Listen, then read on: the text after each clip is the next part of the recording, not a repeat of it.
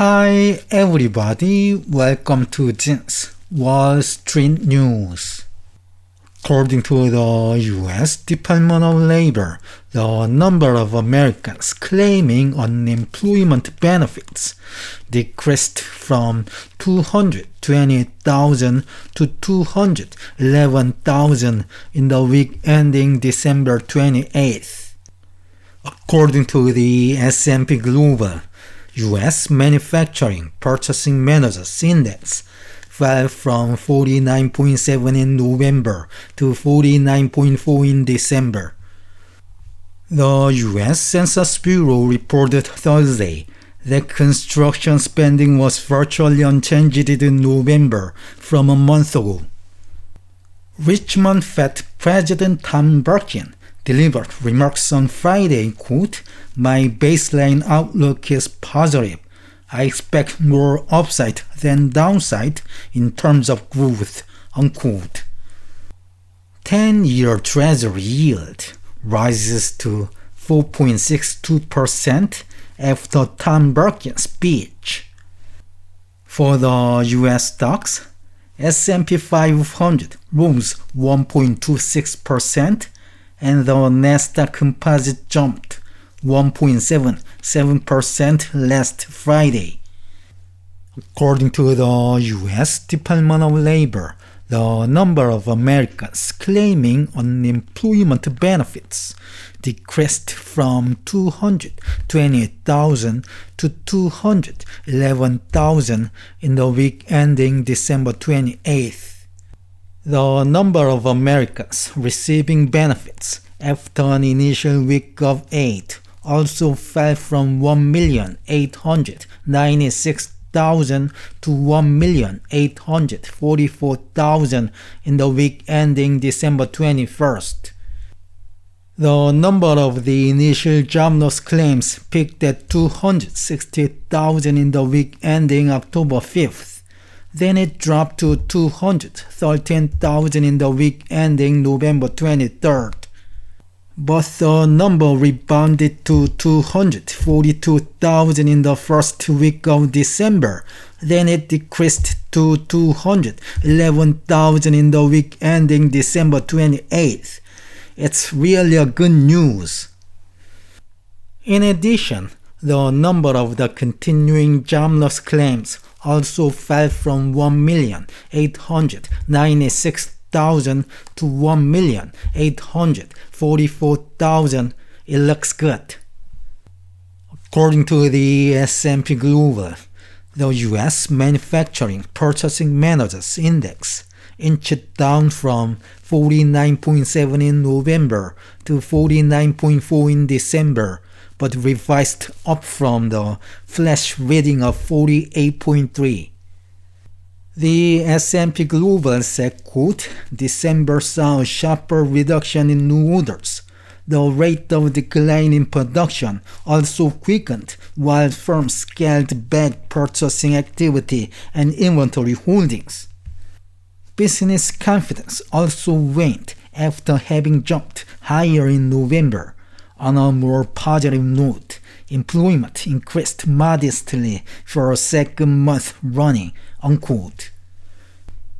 The U.S. Census Bureau reported Thursday that construction spending was virtually flat to a seasonally adjusted annual rate of $2,152.6 billion in November from $2,152.3 billion in October, which was revised down from $2,174 billion. But on a yearly basis, the construction spending in November rose 3%. Tom Barkin, the president and CEO of the Federal Reserve Bank of Richmond, delivered remarks on 2025 economic outlook last Friday, quote, "My baseline outlook is positive. Consumer spending is more than 2/3 of GDP, and so long as people keep their jobs and asset values remain solid, they should continue to spend." It feels like the current labor market equilibrium is more likely to break toward hiring than toward firing, with, of course, some differences by sector. I expect more upside than downside in terms of growth. That's why you see so much business optimism. He added, quote, I see more risk on the inflation side. Wage and product costs could see pressure. If they do, given recent experience with inflation, price setters might have more courage to pass cost along, unquote. 10-year Treasury yield had risen as the number of Americans claiming unemployment benefits fell to 211,000 in the week ending December 28th, and the number of the continuing jobless claims also decreased to 1.84 million in the week ending December 21st.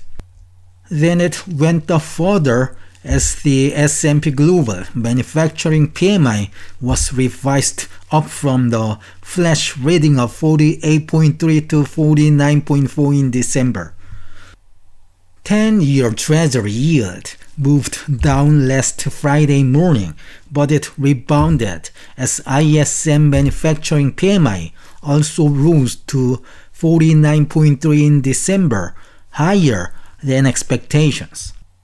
Then it rises to 4.62% after Richmond Fed President Tom Barkin said, quote, my baseline outlook is positive. I expect more upside than downside in terms of growth, unquote.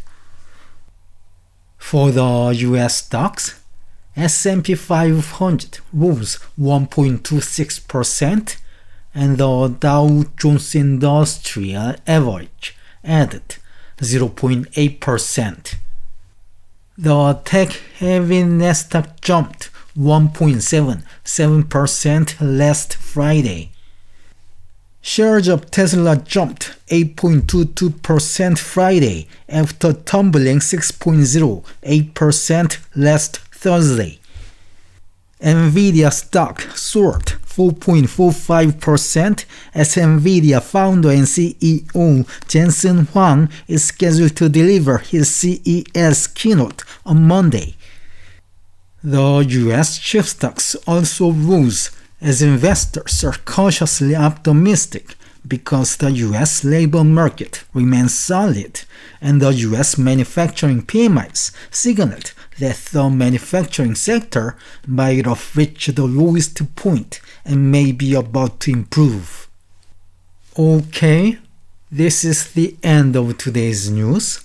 Thank you for watching. Have a great day.